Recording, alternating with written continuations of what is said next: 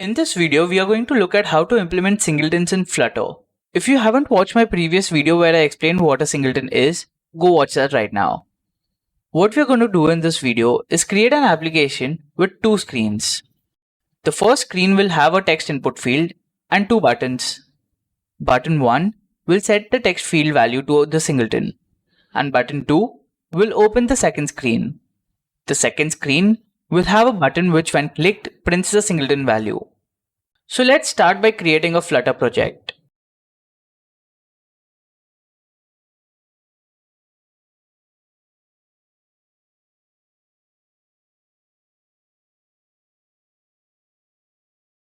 First of all, what we are going to do is open a pubspec.yaml file, and we are going to use a package called getIt, which is a service locator package. This will take care of creating lazy singletons for us. What are lazy singletons? We'll come to that part soon. So let's search for getIt. We'll add this to our dependencies.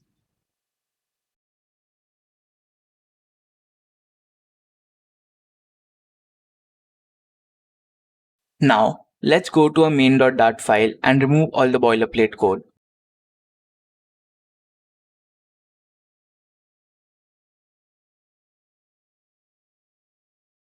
What I'll do is create two new Dart files, one for each screen that we are going to create. Screen1.dart, screen2.dart.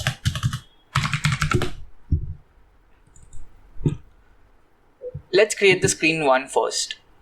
So I'll import the material.dart package and create the scaffold in a stateful widget.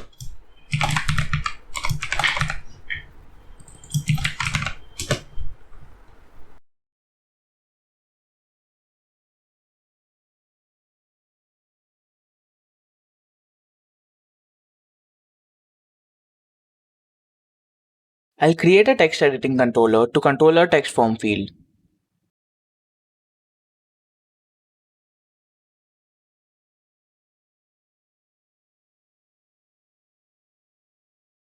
Now let's make sure that main.dart calls this screen1.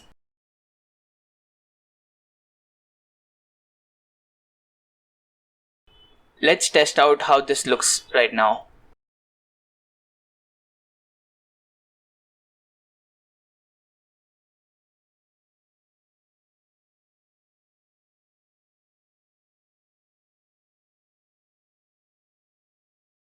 So here is our app running and displaying screen 1 right now. So let's go ahead and just make a few changes in the UI to make it look better.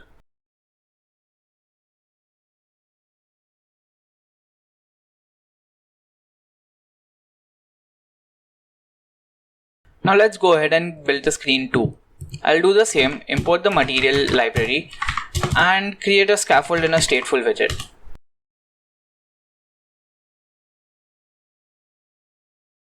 So here is our screen 2 skeleton ready, and let's connect it with screen 1 on press of the second button on screen 1.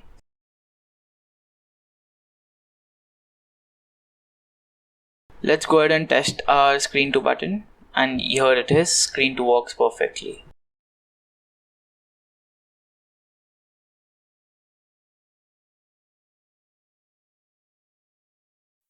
First, we'll create a model class called model class.dart.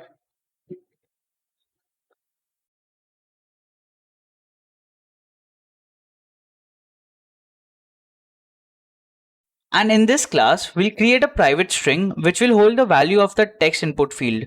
So let's call this private string value. In Dart, to declare a variable as private, we need to add an underscore before it. Now let's set up getters and setters for this variable. The real use of getters and setters will be understood later. Okay, now we have a model class ready to be used as a singleton. So let's set up a getIt package. So I'll create a new class called service locator.dart.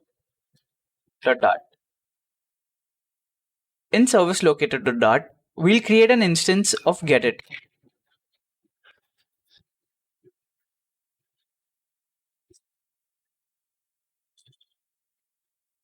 Now we need to create a function setup that will be called every time our application starts. So let's create that function. In this function, we need to register a singleton. So what we can do is get it dot register lazy singleton, and we'll pass the constructor of our model class here.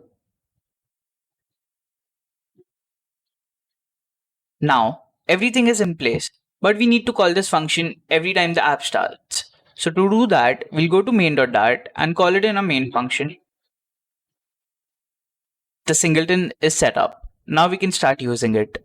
So let's go to screen 1 and we'll locate the singleton first. So to do that, we'll call getIt.instant.get model class. Now every time button 1 is pressed, we want to save our data. So what we can do is model class dot value is equal to controller dot text. Let's try printing this value first. So model class dot value. Let's see if this works.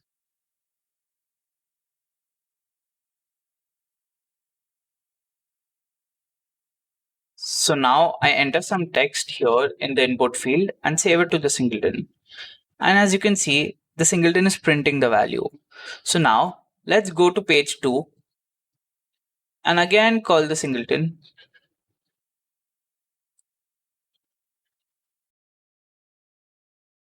And let's try printing the value here.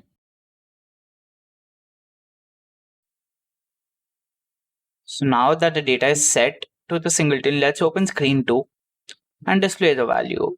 So as you can see, we did not pass any variable from screen 1 to screen 2. We just called screen 2. But the singleton persisted and only one instance of the singleton is created.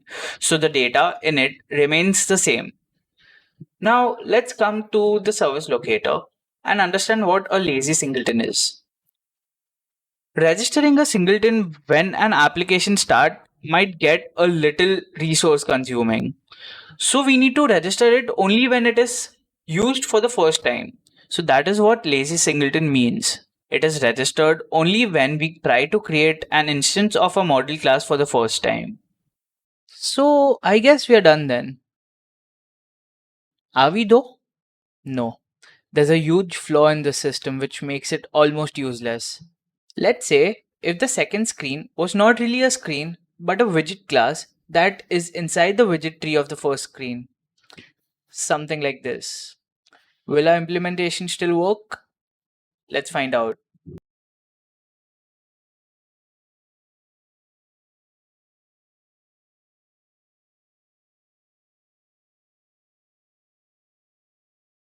Okay, I've made the changes in the code to convert the second screen to a widget that resides in the first screen. Now, the widget also has a text widget that displays the current value of the singleton. Let's test it out if it works. So I'll set some text to the singleton. And when pressing the button in the widget, we get the updated value, but the text widget is not being automatically updated. So we need to use some kind of state management which will allow the widget to listen to the changes made to the singleton class and automatically update the widgets that are dependent on this value. Let's keep that for the next video. Thank you.